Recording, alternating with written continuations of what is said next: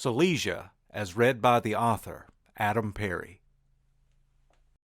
Saligia, Chapter 3, Invidia. Louis Jeffries was pissed off. Not that this was unusual. Most people would say that it was as close to happy as Louis ever came, though this day had been particularly bad. Nothing but one utter humiliation after another. For weeks, he had been dreaming of how good this day was going to feel. He was going to shove his music down the disrespecting throats of everyone in attendance, from the vantage point which was his due, the main stage. But now, standing in a cold, wet t-shirt in front of ShopSmart, Louis could only grunt in frustration at how the world had properly aligned itself to fuck him right in the chute, again. He had awoken that morning to his wife breaking plates. Not just any plates. She was pulling them from her mother's 150-year-old china cabinet. And they weren't breaking in another room. They were shattering above his head. She was firing them, one after another, through their bedroom door like killer frisbees. A small shard dropped behind him and embedded itself in his shoulder blade as he rolled off the bed. "Louis, I can't fucking believe it!" his wife Darla screamed as she flung another plate. "My Jaguar? You beat the shit out of my Jaguar!" Ducking from more exploding plates, he made a break for the backside of their love seat. Darla took the opportunity to catch him solid with a plate in the kidneys. "Jesus Christ!" He grabbed his pelvis and crashed against the wall. As Louis fell, Darla stalked into the room like a predator. Her right hand no longer clutched the plate. Her slender fingers were wrapped around a set of crinkled papers, which she threw into Louis's lap. "I made a mistake not divorcing you after your affair last year, but buddy, you better believe I won't make the same mistake twice. You've been living off my good graces for 30 years without even a shred of gratitude. My father was right all along. You're a fucking bum, Louis Jeffries. My only regret is I wasted 30 years of my life on a jackass like you." Louis rubbed his bruising pelvis with one hand and slapped the papers out of his lap with the other. "You know what, Darla?" He seethed in contempt and stood with his back to the wall. "Screw that car. It's not even yours, it's your daddy's." Louis smirked. "That old bastard has never liked me, and I fucking hate him, so whatever. He's always treated me like I should bow down and kiss his ass for the house, the car, my job." "You should, you son of a bitch. He's given all that to you. My family and I have given you everything in your worthless life, and it's never been enough. He even walked me down the aisle and gave me to you, against all better judgment." She kicked an empty whiskey bottle on the floor between them. Louis propped himself against the love seat and scowled at his wife. "He treats me like a fucking child, Darla, like I can't even take care of myself." Darla stepped back and looked on her husband of 30 years, a pitiful lump of a man, drunken and bruised. "You can't take care of yourself, and that can't be my problem anymore." She picked the wad of papers up from the floor, straightened them as best she could, and handed them back to Louis. "I want you out of this house. Today." With a bit of effort, Louis straightened himself. "If you think I'm leaving, you need to book some more sessions with that therapist of yours, because I'm not going anywhere." "You might think that, but my lawyer's going to think different." "Fuck your lawyer," spat Louis as he pulled on a wrinkled green t-shirt, one which had mildewed slightly from spending a week atop a pile of dirty clothes. "I'm talking about staying here forever. I've been thinking about suffocating myself in that garage for years. Can you live with that?" He slipped on his pants and zipped his fly. "You better be sure." Darla eased away as Louis snatched his guitar case from the corner. He flashed her a grin as he walked to the front door. "I'm serious, Louis," she shouted at his back. "Do not come back here. Ever!" Louis slung his guitar into the trunk of his beat-to-shit 1980 Honda Accord.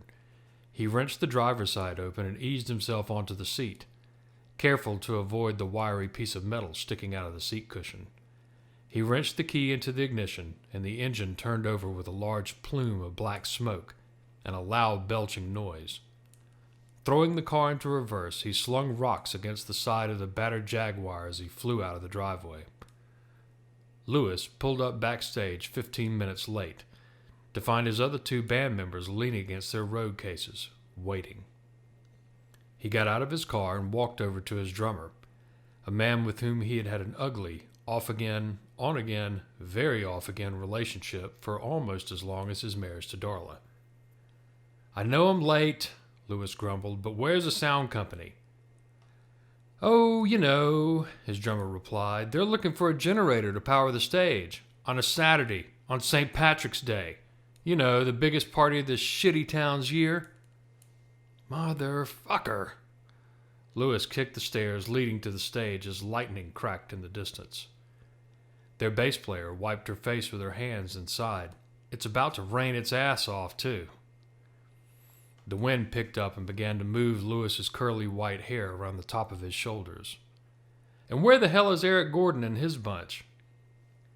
"Eric and that first band both backed out because of the weather," the bassist added, even though she knew they had also backed out because they didn't want to hang out with Louis's insufferable ego. "Fine," Louis quipped. "Those guys are all hacks anyway. It means more time for us." Louis's drummer just shook his head. He knew, without a doubt, that most of Louis's scorn for Eric Gordon stemmed from consistently placing behind Eric in the singer-songwriter category of a local music rag's annual Reader's Choice Award. He rolled his eyes, took a calming breath, and asked, "So we're playing?" Louis looked back over the stage and frowned at the fast-approaching cloud cover. He knew that his band wanted to bail on the gig, but he also knew they both needed the $100. Louis slid his guitar case onto the back of the stage. "Let's set this shit up." "I don't know, man," his bassist said, her hands on her hips still staring at the clouds. "The sound guy said this stage might not be properly grounded." "It's always something," Louis barked. "Let's just get this shit on stage." In short order, they had moved all of their instruments to the stage and were once again waiting on the sound company. However, now they were forced to wait in the rain. Pouring, drenching gallons of rain falling in drops the size of locusts. Sitting underneath the stage canopy, the pressure of the moment boiled over. Louis's drummer stood up and threw his sticks off the back of the drum riser. "I'm out of here." He picked up his cymbal bag and walked toward the stairs. "Where do you think you're going?" Louis stood up and blocked his way. "Dude, look around you." The drummer waved his left hand toward a wide-open, empty parking lot, nearly obscured by falling rain. "No one is coming, Louis. No one. Now get out of my way." After several tense minutes, both members of his band had packed their gear and departed. Louis found himself alone on the stage with only the sound of falling rain to keep him company. The rain and the lightning. Now, standing in front of ShopSmart trying to light a cigarette, Louis's day was going from bad to worse. His lighter wouldn't light, no matter how much he dried it off.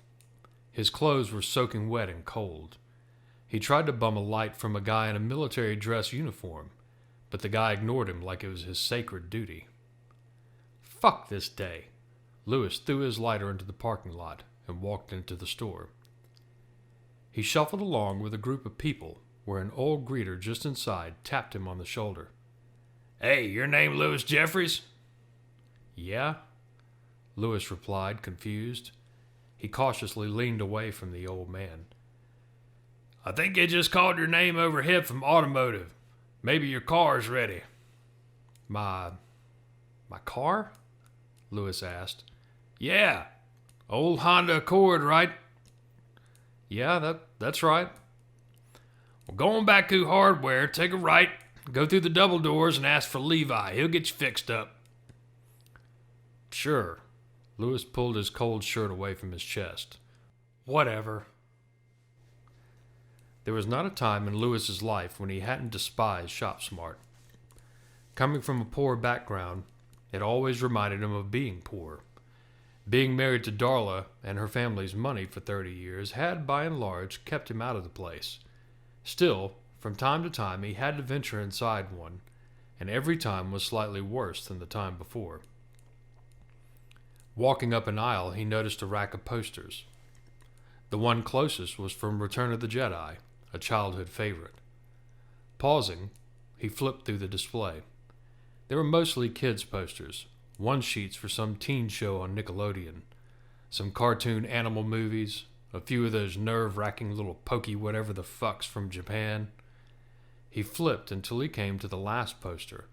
He stepped back and blinked his eyes. Inside the plastic sleeve was a poster of a man standing alone on a desolate hill. The man was wearing Louis's clothes, but his head had been replaced with the head of a snarling dog.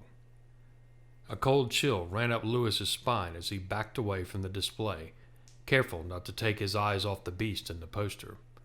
He nearly tripped over his own feet when he turned a corner to find himself in children's toys. Ah, perfect. He grimaced as the sounds of children's merriment grew around him. The sounds came from every direction, but Louis saw no one. He stopped in the center of the aisle, where he tried to gain his bearings and find automotive when a tiny voice called his name. Louis! He looked to his left and saw a little girl sitting on the floor at the far end of a toy aisle, playing a plastic toy guitar.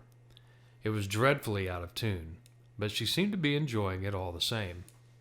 She looked up from the guitar and her cherubic face glowed with a soft light. But as soon as they made eye contact, her head melted away to reveal the dog head from the poster. Its red eyes glared at Louis with burning intensity. Its mouth opened, and saliva dripped in wet, sloppy pools from its jagged teeth. "Automotive is 2 aisles over," the beast uttered in the squeaky voice of a playful child. "Holy fuck!" Louis broke into a full-speed run from the toy aisle. He skidded around a corner and burst through a set of double doors into automotive.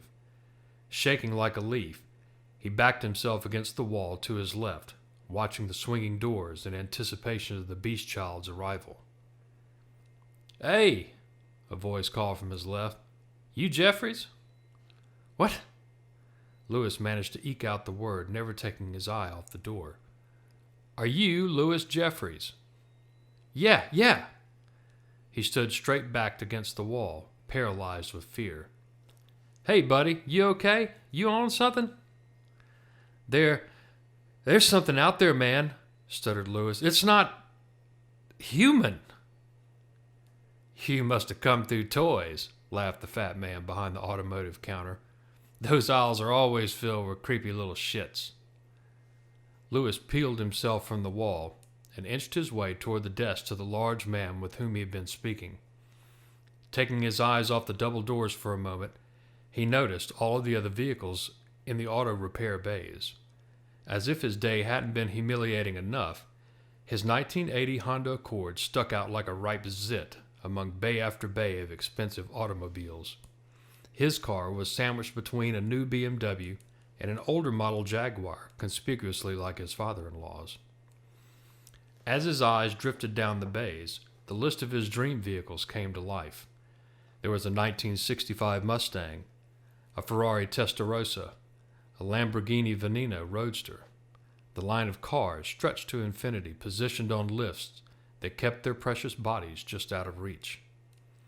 When the fuck did all these people start getting their work done at ShopSmart? The man crawled off his stool and made his way out from behind the desk. He was dressed in dark blue work pants with a matching button-up shirt. Both were smeared with grease. He carried a clipboard with some papers attached in his left hand. His right attempted to pull up the back of his pants to cover his incredibly large ass. "You'd be surprised at all the people who get their work done here," the man smiled. "Name's Levi." He stretched out a ham of a hand. "Louis Jeffries." Louis extended his own and watched as it was engulfed in Levi's mitt. "Come on over here and let's get your car off the lift." Levi motioned with his clipboard for Louis to follow him. They stopped in front of the third bay, where Levi pressed a large red button on a box suspended by a cord which hung from the ceiling. The hydraulics sprang to life and began to lower Louis's car. Louis watched in disgust as the Accord made its way down to his level. Levi's hand brushed the front bumper just before the car came to rest with a jolt. Lewis's embarrassment was reflected in the dirty tan body of his car. His shoulders sunk. "So what wasn't wrong with this thing?" he asked. "Well," grunted Levi, "let's take a look under the hood and I'll show you." Louis stepped forward and stood at Levi's right. He looked on the engine with disdain. It was the shabbiest collection of wires and rust he had ever seen. "Lean down close and look at that battery." Levi pointed with a finger that had so recently been tugging at the seat of his pants. Louis did as he was instructed. He placed both hands on the edge of the car and leaned over the battery. Green and white corrosion had piled around the leads and spilled over the side. "Is it the corrosion I'm looking for?" "No. Lean in further and look around the back side of the battery." Again, as instructed, Louis leaned in as far as he could without falling when, with a loud pop and a hissing scream, the battery housing burst. Acid exploded into Louis's face, searing his flesh and melting his eyes. "Ah!" Louis jerked his head up and cracked it against the underside of the hood. He slipped and fell onto the concrete, where he clawed at the melting flesh on his face. He writhed on the floor with his spasming legs spinning his body around in a circle. Levi leaned over and dug his boot heel into Louis's chest to stop him from spinning. "Stop crying, you tit." He laughed and ground his boot harder into Louis. "I did you a favor. Now you won't be able to tell you're a piece of shit from a Lotus Elan." Levi laughed maniacally as Louis's screams grew louder.